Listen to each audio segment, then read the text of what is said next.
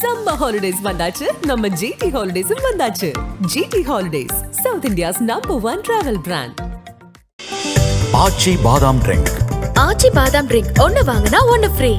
YSR films Yuvan Shankar Raja தயாரிப்பில் ரியோ ராஜ் நடிக்கும் sweet heart திரையரங்குகளில் வெற்றி நடை போடுகிறது. மலையை ஊழியால் வெட்ட ஆரம்பிக்கிறவன் இன்னொரு ஒரு வருஷத்தில் இந்த மலையை சாய்ச்சிடலான்னும் போது தான் வெளியில் பேசுவான். அது வேறு பேச மாட்டான். நான் இந்த மலையை சாய்க்க போகிறேன்னு சொன்னால் எல்லாம் திட்டிடுவாங்க. ஒருத்தனை இறப்பை நோக்கி தயார்படுத்துறது இருக்குல்ல, இறப்பு உறுதி அவனை நோக்கி தயார்படுத்துறது இருக்குல்ல, அது எவ்வளோ பெரிய புனித பணி.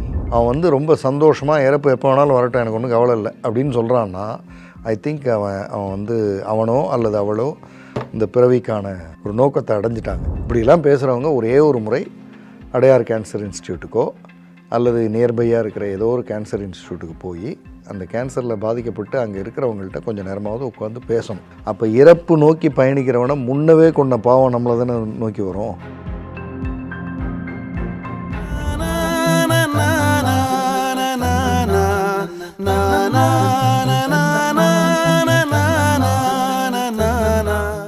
நக்கீர நேயர்களுக்கு வணக்கம். நான் விஜய் அரியர்சுதன். மனங்கள் வர்சஸ் மனிதர்கள் சீக்வல் கதைகளில் ஜெய்சன் சார் அவங்க எடுத்த பல கவுன்சிலிங் பற்றி பேசிகிட்டு இருக்காங்க. இன்றைக்கும் அதே மாதிரி ஒரு கவுன்சிலிங் பற்றி தான் பேசுவோம். சார் வணக்கம். வணக்கம். இன்றைக்கி என்ன கவுன்சிலிங் சார்? நடுத்தர வயது பெண், கேன்சர் பாதிப்பு, மீள்வது கஷ்டம், இறப்பை நோக்கி நீங்கள் பயணிக்கிறீங்க அப்படின்றத சொல்லியாச்சு. எப்படி இறப்பு எப்போ வரும் தெரியாது, நல்லா தான் இருக்கேன், ஆனால் வலி தாங்க முடியல, இந்த ட்ரீட்மெண்ட்டு அது இது இப்படியே போய் வந்துட்டுருக்கு, முடியெல்லாம் எடுத்தாச்சு. ஸோ நான் என்னவா இருந்தேனோ அதுவாக இல்லாத ஒரு நான், அதாவது என்னோடய பழைய ஃபோட்டோவை பார்த்தா இதுவா நான் அப்படின்னு கேட்குற லெவலுக்கு இருக்குது. இந்த பெண்மணி ஒரு கவுன்சிலிங்க்கு வராங்க. எதுக்கு வராங்கன்னா, நான் தெரியல, இறப்பு தான் எனக்கு அப்படின்றது ஏதோ சொல்கிறாங்க. இறக்குற வரை நான் கொஞ்சம் தைரியமாக வாழ்ந்துடணும். ஒரு பயம் வர ஆரம்பிச்சிருக்கு. இப்போது நைட் படுத்துக்கும்போது, இன்றைக்கி நைட்டு இறந்துருவோமோ அப்படிலாம் வர ஆரம்பிச்சிருச்சு. நாளைக்கு போய் வச்சுருவாங்களோ அப்படிலாம் தோணுது. அது என்னை சுற்றி இருக்கிறவங்களும் அது கேன்சர் வந்துட்டா அவ்வளோதான் அப்படின்னு ஒரு வார்த்தையை சொல்கிறாங்களா, உறுதிப்படுத்திக்கிட்டே வருது. அது என்ன பண்ணணும்னா, முதல்ல கேன்சர்னால் என்ன அப்படின்னு எனக்கு தெரியாது, எனக்கு சொல்லுங்கன்ற அவங்களோட புரிதலுக்கு என் உடம்புக்குள்ளே கிருமிகள் என்ன சாப்பிட்டுக்கிட்டு இருக்கு. கரெக்ட், ஏதோ கிருமி உங்களை கொஞ்சம் கொஞ்சமாக சாப்பிட ஆரம்பிச்சிருக்கு. அதுக்கான மருந்து கண்டுபிடிச்சிருந்தா இந்நேரம் அந்த கிருமியெல்லாம் கொண்டிருக்கலாம். கிருமிகளை டெம்பரவரியாக கொள்வது அந்த கீமோதெரபி. பர்மனெண்ட்டாக அதை வச்சு கொள்ள முடியும்னா தான் இன்றைக்கி எல்லோரும் பிழைச்சிருப்பாங்களே, அது இல்லை. ரைட்டு. அப்போ இது என்ன, கோடிக்கணக்கான கிருமிகளுக்கும் உங்களுக்குமான ஒரு போர். உங்களை ஏன் டே 1 அது தோக்கடிக்க முடியல? அது உள்ளே வந்துச்சுல்ல, வந்த அன்னைக்கு தோக்கடிக்க முடியல. இன்னும் சொல்லப்போனால் 20 வருஷம் அது ஒளிஞ்சிருந்து வாழ்ந்தது. 10 வருஷம் கழிச்சோ 15 வருஷம் கழிச்சோ 20 வருஷம் கழிச்சோ தான் அது தன் இருப்பையே உங்களுக்கு காமிக்குது. அல்லது 7 வருஷம் கழிச்சு 3 வருஷம் கழிச்சு ஏதோ. அப்படின்னா என்னென்னா, தான் இருக்கிறத காட்டுற தைரியத்தை அது பெறுறதுக்கே இத்தனை வருஷம் ஆகுது. அப்படின்னா நீங்கள் அந்த அளவுக்கு மிகப்பெரிய பர்சனாலிட்டி. அதாவது மலையை உளியால் வெட்ட ஆரம்பிக்கிறவன் இன்னொரு ஒரு வருஷத்தில் இந்த மலையை சாய்ச்சிடலான்னும் போது தான் வெளியில் பேசுவான். அது வேறு பேச மாட்டான். நான் இந்த மலையை சாய்க்க போகிறேன்னு சொன்னால் எல்லாம் திட்டிடுவாங்க. அவன் வெட்டிகிட்டே வருவான். 6 மாதம் 7 மாதத்தில் சாய்ச்சிருவேன் இதை அப்படின்னும் போது தான் அவன் பேசவே ஆரம்பிப்பான். அப்போ தான் அவனுக்கு நம்பிக்கையே வந்திருக்கு. இப்போ மலைக்கு 2 வாய்ப்பு இருக்குது. போச்சுரா நம்ம கதை முடிய போகுதுன்னு நினச்சா அவன் அடிக்கடிக்க சீக்கிரம் விழுந்துடும். நீ என்ன அடித்தாலும் நான் மலை தாங்குவேன், எவ்வளோ லாஸ்ட் வரை தாங்குவேன், பார்த்தலாம் நீ ஏனானா அப்படின்னா மலை நிற்கும். அந்த கடைசி உளி அடித்து வெட்டி எடுக்கணும்ல, அதுக்கு கூட அவனுக்கு 2 மணி நேரம் ஆகலாம். அதனால் இப்போ இந்த கோடிக்கணக்கான கிருமிகளோட உங்களுடைய போர் இருக்குல்ல, இந்த போர் நல்லா சுகமாக இருக்குமா மேடம் அப்படின்னு கேட்குறேன். சுகமாக எப்படி சார்? வலி சார், போர்னாலே வலி தானே. ரீசெண்டாக ஒரு டயக்ராம் பார்த்தேன், அப்படியே பலார்னு கன்னத்தில் அரைஞ்ச மாதிரி இருந்தது. 2 நாடுகளுக்கு இடையில் வார், போர், செஸ் போர்டு, 2 ராஜா 2 ராணி செஸ் போர்டுக்கு வெளியில் உட்காந்து ஹாயாக டீ சாப்பிட்டுட்டு இருக்காங்க. வரைஞ்சிருக்கான் ஒருத்தன், டீ சாப்பிட்டுட்டு காஃபி சாப்பிட்டு தம் அடிச்சுட்டு இப்படி உட்காந்துருக்குதுங்க. மீதமெல்லாம் அடிச்சுக்கிட்டு ரத்தம், அந்த செஸ் போர்டு ஃபுல்லாக ரத்தமாக இருக்குது. இதுதான் போர், ரத்த கலரியாக இருக்குது. அப்போ இந்த போரில் பங்கேற்கிறவங்க அழிவாங்க. நீங்கள் விரும்பினாலும் விரும்பலைன்னாலும் பங்கேற்று ஆயிற்று. அவங்க மருத்துவர்கள் சொல்கிறது உண்மைன்னா அழிய போகிறது உறுதி. உண்மைன்னா நம்ம அழியவே மாட்டோம், அதெல்லாம் வேண்டாம், அழிய போகிறது உறுதினே வச்சுக்குவோம். ஆனால் ஒவ்வொரு நாளும் வெற்றி, புதைக்கிறதுக்கு முந்தின நாள் வரை வெற்றி. எவ்வளவு தூரம் இதை இழுத்துட்டு போக முடியுமோ அவ்வளவு தூரம் வெற்றி உயிரோடு இருக்கிறது. சரி, வெறும் உயிரோடு இருக்கிறது வெற்றியா? இப்போது நீங்கள் இப்போ கேன்சர் இந்த உணர்வு பெற்று இந்த ட்ரீட்மெண்ட் எத்தனை வருஷமாக போயிட்டு, இது ஒரு 1.5 வருஷமாக போகுது சார். ரைட்டு. இன்றைக்கி ஒருத்தன் கேன்சர்னு வந்திருப்பான்ல அதே ஹாஸ்பிட்டலுக்கு, அவன் எப்படி இருப்பான்? பயந்து போயிருப்பான் சார். அவங்ககிட்ட யார் பேசணும்? இவங்க தான் பேசணும். நான் தான் சார் பேசணும். செய்யுங்க. உங்களுடைய இறப்பு வர்ற வர இந்த கேன்சர் வரும் பொழுது என்ன மாதிரியான விஷயங்கள்லாம் வரும், எப்படியெல்லாம் அது நம்மளை சிதைக்கும், அந்த அறிவு இருக்குல்ல, அதை நான் சொல்ல முடியாது. அது கேன்சர் வராதவங்க சொல்ல முடியாது, வந்தவங்க தான் சொல்ல முடியும். இன்னும் சரியாக சொல்லணுன்னா உணர்வுபூர்வமாக சரியாக சொல்ல முடியும். டாக்டர் கூட அப்படியே பூசினாப்பில் சொல்லுவார், அது வலிக்கு தான் செய்யும் பார்த்துக்கன்னு. எப்படி வலிக்கும்னு உங்களால் தான் சொல்ல முடியும். இந்த இடத்துல ஒரு கோடு போட்டு கிழிச்சிட்டு அதில் நல்லா சூடாக இருக்கிற அயன் பாக்ஸை கொண்டு போய் வச்சா எப்படி இருக்கும்? அப்படி இருக்கும் வலி. அதை நீங்கள் சொன்னால் தான் புரியும். அப்போ அதுக்கு அவன் தயாராவான். ஒருத்தனை இறப்பை நோக்கி தயார்படுத்துறது இருக்குல்ல, இறப்பு உறுதி, அவனை நோக்கி தயார்படுத்துறது இருக்குல்ல, அது எவ்வளோ பெரிய புனித பணி. வாய்ப்பு இருந்தால் காப்பாற்றிட போகிறாங்க, யாரையும் நம்ம செத்து போகணும்னு நினைக்க போகிறதில்ல. வாய்ப்பு இருந்தால் நிச்சயமாக காப்பாற்றிடுவாங்க.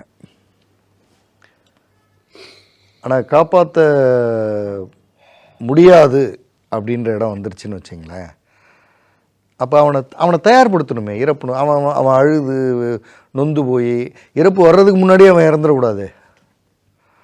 அப்போ அவனை தயார்படுத்தினா அவன் ரொம்ப சந்தோஷமாக இறப்பு எப்போ வேணாலும் வரட்டும், எனக்கு ஒன்றும் கவலை இல்லை அப்படின்னு சொல்கிறான்னா, ஐ திங்க் அவன் அவனோ அல்லது அவளோ இந்த பிறவிக்கான ஒரு நோக்கத்தை அடைஞ்சிட்டாங்க. வந்தால் பார்த்துக்கலாம். ஆமாம், அதை ஏன் நீங்கள் செய்யக்கூடாது? அப்படின்னா அவங்களுக்கு ஏதோ முகம் பிரகாசமாக இருக்குது, தேங்க்யூ சார்ன்ட்டு போயிட்டாங்க. தெரில. அதுக்கப்புறம் ஒரு 15-16 பேரை நான் அந்த மாதிரி பேசியிருக்கேன் சார். They are happy. நிச்சயமாக நீங்கள் சொல்கிற மாதிரி இது ஒரு புனித பணி தான் சார்.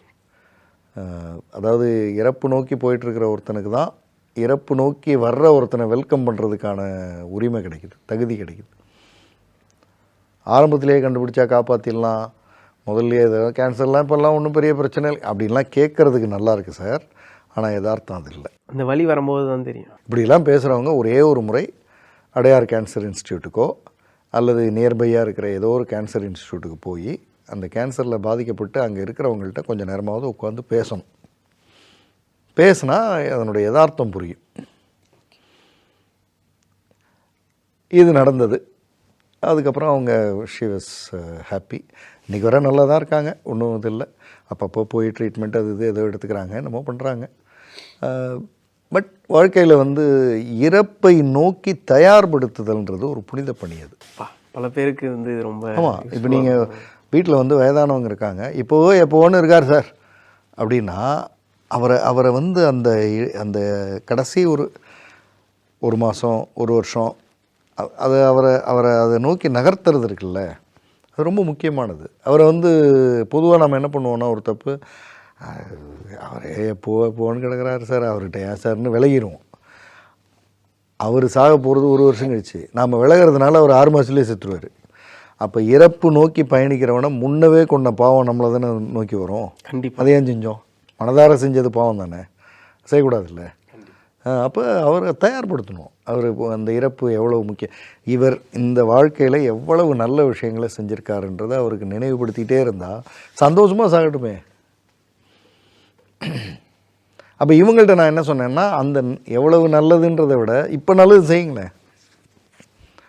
அப்படி தான் அவங்க ஸ்டார்ட் பண்ணி போனாங்க. அண்டு அந்த இது அதுக்கு சார்ந்து போயிட்டுருக்கு. இப்போ இது சார்ந்து ஒரு புத்தகம் அப்படின்னா ரொம்ப எதிர்பார்த்தேன். ஆமாம்,